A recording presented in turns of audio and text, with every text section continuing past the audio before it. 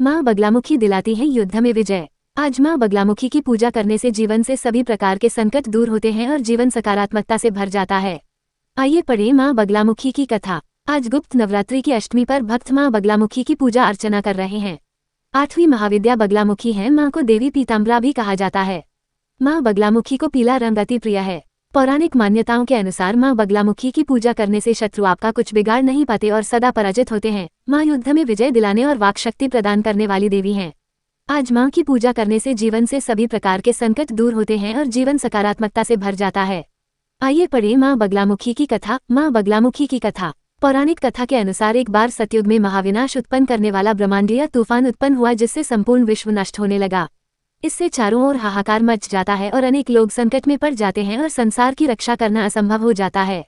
ये तूफान सब कुछ नष्ट भ्रष्ट करता हुआ आगे बढ़ता जा रहा था, जिसे देखकर भगवान विष्णु जी चिंतित हो गए। इस समस्या का कोई हल न पाकर वे भगवान शिव का स्मरण करने लगे। तब भगवान शिव उनसे कहते हैं कि शक्ति के अतिरिक्त अन्य कोई इस विनाश को रोक नहीं सकता, अतः आप उनकी शरण में ही जाएं।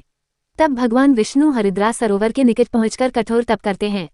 भगवान विष्णु ने तप करके महात्रिपुर सुंदरी को प्रसन्न किया तथा देवी शक्ति उनकी साधना से प्रसन्न हुई और सौराष्ट्र क्षेत्र की हरिद्रा झील में जलक्रीड़ा करती महापीठ देवी के हृदय से दिव्य तेज उत्पन्न हुआ। उस समय चतुर्दशी की रात्रि को देवी बगलामुखी के रूप में प्रकट हुई।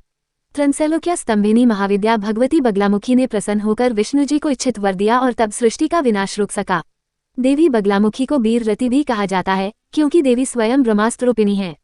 इनके शिव को एकवक्त्र महारुद्र कहा जाता है, इसीलिए देवी सिद्ध विद्या है। तांत्रिक इन्हें स्तंभन की देवी मानते हैं। गृहस्थों के लिए देवी समस्त प्रकार के संशयों का शमन कर